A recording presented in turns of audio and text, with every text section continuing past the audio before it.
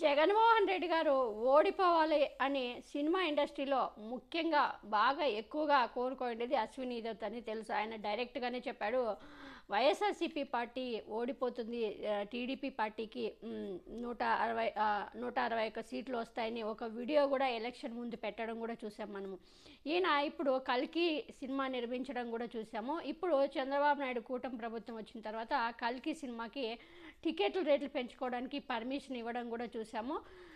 ఇప్పుడు ఈ విషయాన్ని మీడియాలో చాలామంది అడగక మీరు జగన్మోహన్ రెడ్డి గారి పైన చాలా విమర్శలు చేశారుగా, జగన్మోహన్ రెడ్డి గారు ఓడిపోవాలని కోరుకోవడంలో మీరు కూడా ఒక్కరున్నారు కదా అని మీడియా అడిగిన ప్రశ్నలకు అశ్విని దత్ గారు, అవును జగన్మోహన్ రెడ్డి గారు ఓడిపోవాలని నేను కోరుకున్నాను, అంతే అనుకున్నాను, కానీ తనతో నాకు మంచి ఫ్రెండ్షిప్ ఉంది, అతను నా చిన్న కూతురు పెళ్ళికి కూడా వచ్చారు, అతనితో నేను డైరెక్ట్గా కలిశాను, తనతో డైరెక్ట్గా మాట్లాడాను కూడా, కానీ కూటమి గెలవాలనుకున్నాను, నాకు అతనిపైన జగన్మోహన్ రెడ్డి గారిపైన ఎలాంటి కోపం లేదు అంటూ కూడా ఈయన అంటే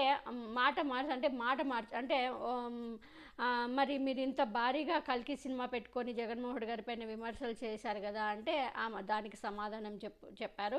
జగన్మోహన్ రెడ్డి గారిపైన నాకు ఎలాంటి కోపం లేదు అంటూ కూడా సమాధానం ఇచ్చారు అశ్విని దత్ గారు.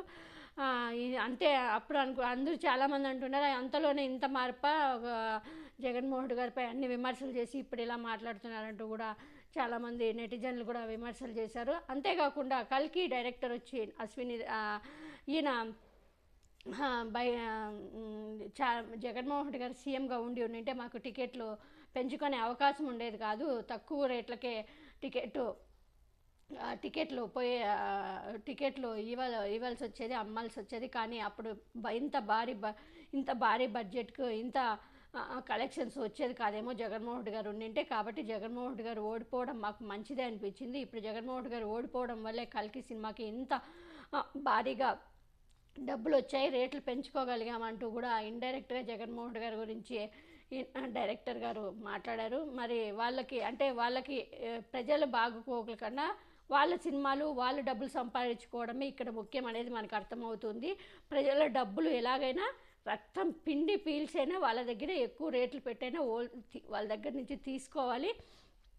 అంతేగాని పేద ప్రజలకు బాగా పనిచేసి పేద ప్రజలకి మంచి చేసిన జగన్మోహన్ రెడ్డి గారు ఓడిపోవాలని వీళ్ళంతా కోరుకున్నారంటే నిజంగా ఆశ్చర్యం వేస్తుంది. ఇలాంటి వాళ్ళని ఇంకా ఏం చేస్తాం, దేవుడే కాపాడాలి. ఎందుకంటే ప్రజల బాగోగుల కన్నా